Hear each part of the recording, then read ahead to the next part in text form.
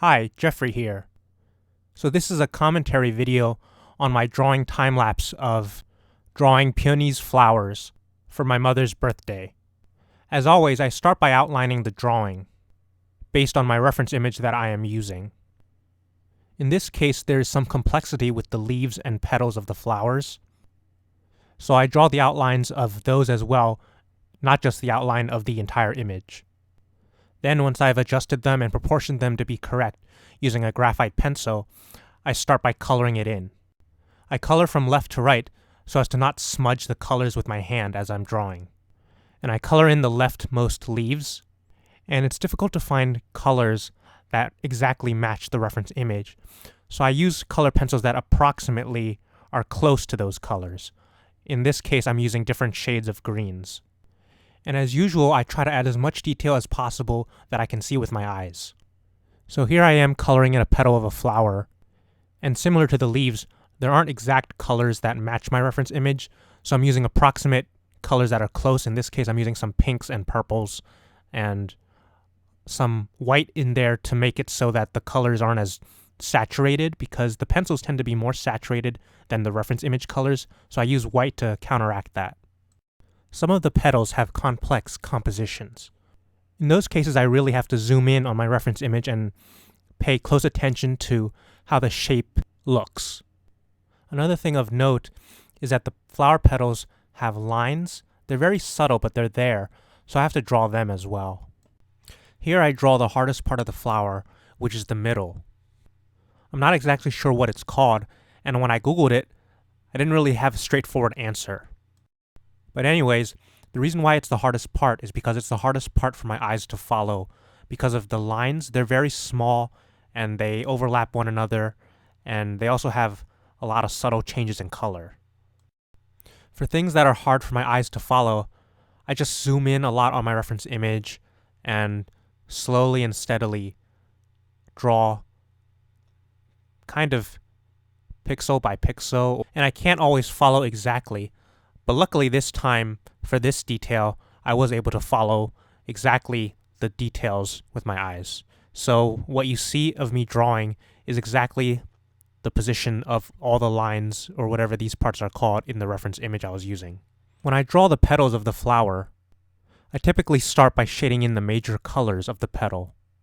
Then after I've completed shading in the transitions and the mixing of the tones, I draw in the lines that I mentioned earlier. I draw in this order so that the lines don't get smeared by me shading in the colors. And here I am drawing petal by petal. In the reference image I'm using, some of the leaves and petals are a little blurry. So then when I draw those, I draw them more clear. So to differentiate from the original image, in my drawing everything is in focus. When I draw the leaves, I use a different color palette than when I draw the flower petals. But for both, I use a variety of light and dark color pencils of different colors.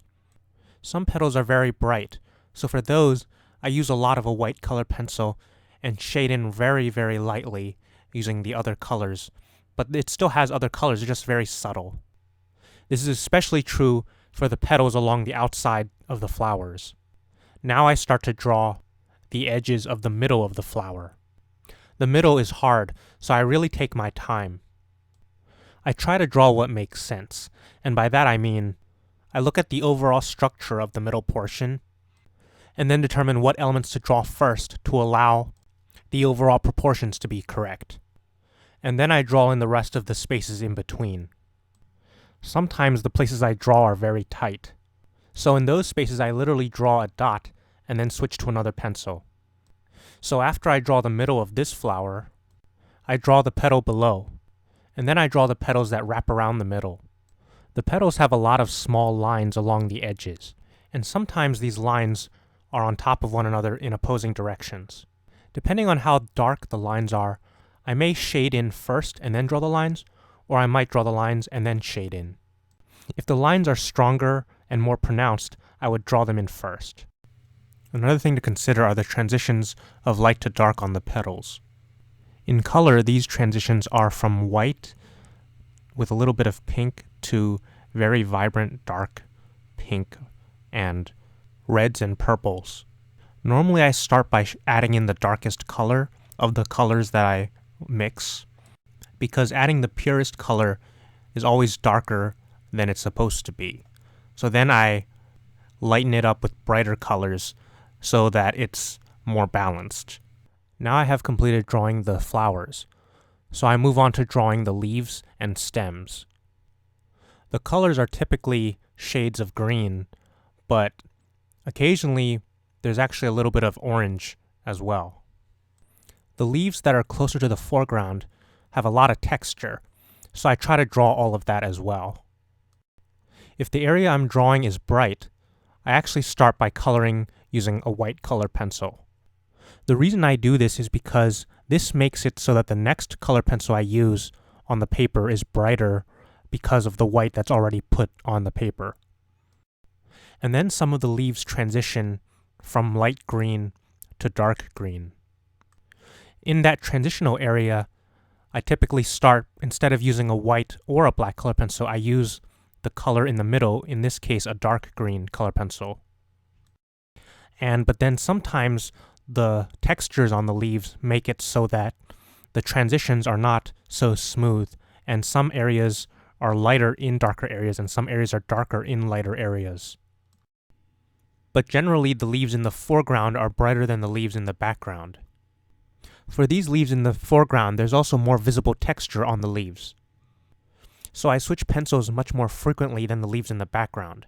The leaves in the background are mostly consisting of a dark green and black color. Per my mom's request, I didn't draw the entire image that she asked me to use as a reference. She only asked me to draw the first two peonies in the foreground and the associated leaves that aren't too far in the background in the photo. And this keeps the drawing more focused. And so here I am drawing the last few leaves. These last few leaves have the most variety of colors of green. So I draw the highlights first and then shade in around them. Then finally I draw the leaves right in the background of these leaves that have a lot of variety of color. After I complete the drawing, I add my signature on the bottom right-hand corner with the date to the right of my name.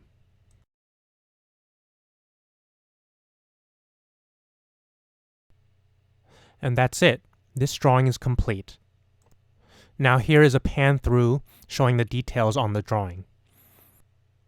I hope you find this video helpful and gives you insight into my process. If you like the content that I make, please remember to like, subscribe, share, and comment. And if you're interested in purchasing any of my original work or prints of my work, or would like custom work made, please feel free to leave a comment on my videos telling me what you would like. Thank you so much for your continued support. It really means a lot to me. Have a great day.